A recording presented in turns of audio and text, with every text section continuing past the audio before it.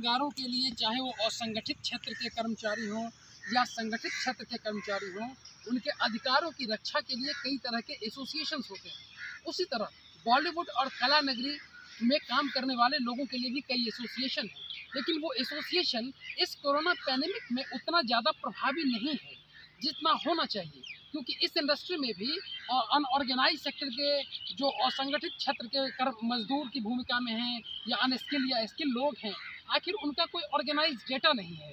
तो इसके लिए जो कई एसोसिएशन काम कर रहे हैं, वो एसोसिएशन क्यों नहीं इतना ज़्यादा इफेक्टिव हो रहे हैं? जिस तरह आप बता रहे थे कि आपने अपने लेवल पे अपने निजी फंड से कई सारे गांव में और कई सारे कलाकारों को डोनेशन दिया, चैरिटी दिया और उनको आपने एम्पावर्ड किया है, इसको आप कैसे देखते हैं? देखिए गौतम जी, आपने जैसे पूरे इंटरव्यू में बहुत सारे सवाल ऐसे बिल्कुल सही और सटीक पूछे हैं जो कई बार तो दुख की रख पे हाथ रखने वाली बात हो जाती है।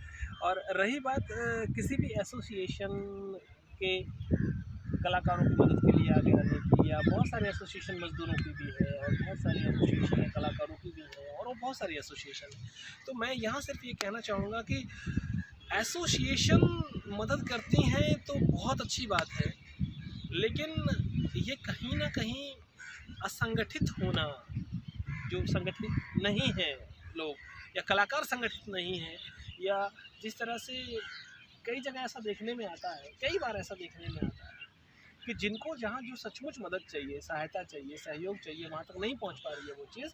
तो मैं तो आपके माध्यम से, मीडिया के माध्यम से और आपके चैनल के माध्यम से एक ही बात ये रखना चाहता हूँ कि देखिए, एक बड़ी खूबसूरत फिल्म का एक बड़ा अच्छा डायलॉग आपने भी सुना होगा कि भगवान के भरोसे मत बैठिए, क्या पता भगवान आपके भरोसे बैठा हो। तो यहाँ हम किसी एसोसिएशन के भरोसे ना बैठें, यहाँ हम किसी ऐसी संस्था के भरोसे ना बैठें या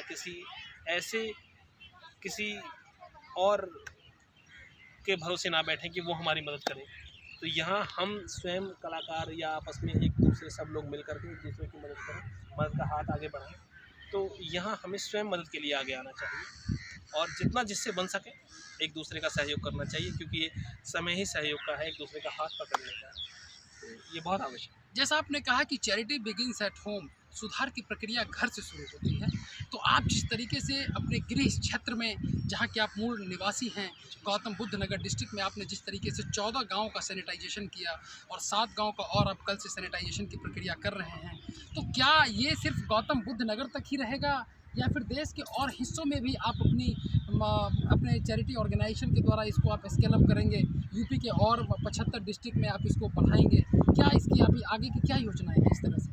निश्चित तौर पर जो ईश्वर ने माध्यम बनाया है, उसने चुना है कि मैं सैनिटाइजेशन करवा पा रहा हूँ, तो आगे भी और जगह भी सैनिटाइजेशन करवाया जाएगा। जहाँ आवश्यकता होगी वहाँ निश्चित तौर पर सैनिटाइजेशन करवाया जाएगा। राशन वितरण का कार्य पीछे चलता रहा और अब जैसे धीरे धीरे खुल रहा है, तो मैं कहूँ कि ईश्वर ऐसी नौबत फिर से ना लाए कि सैनिटाइजेशन तो खैर चलता रहना चाहिए, लेकिन राशन की आवश्यकता लोगों को ना पड़े, काम खुले, लोगों को अपना काम मिले और लोग। लेकिन फिर भी अगर किसी भी तरह की कोई भी सहायता की आवश्यकता किसी को कहीं भी होती है, तो ईश्वर ने जिस लायक बनाया है, मैं राजेश पंडित सदैव अपनों के साथ खड़ा हूँ और सबके साथ खड़ा हूँ जितनी उसने शक्ति दी है। जैसा कि योगी जी आपकी बहुत तारीफ़ करते रहते हैं, कई बार उन्होंने मंचों से कई लोगों को भी संबोधित किया है कि युवाओं को राजेश पंडित जी से प्रेरित होना चाहिए।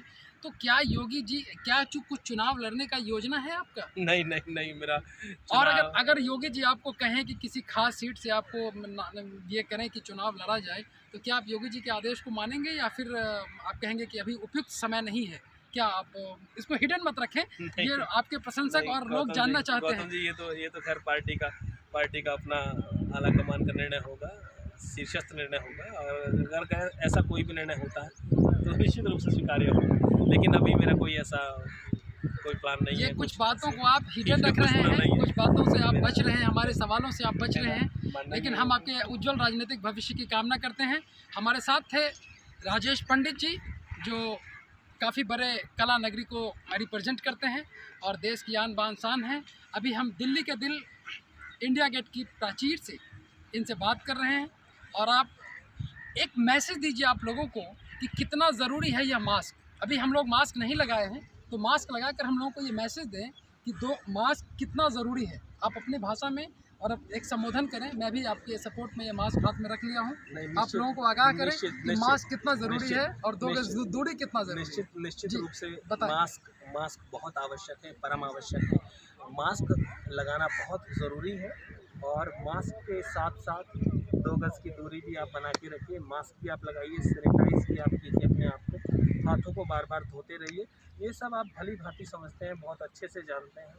तो बस इन सब नियमों का पालन कीजिए और अपनी इम्यूनिटी को बूस्टअप करने के लिए, अपने आप को मजबूत करने के लिए जिम जाना ही आवश्यक नहीं है। आप योगा करें, आप वॉक करें, और वॉक के लिए पार्क ना मिल पाएँ, आप सड़कों पर ना जा पाएँ, तो आपके अपने घर की छत भी आपके लिए वॉक का स्थल हो सकती है।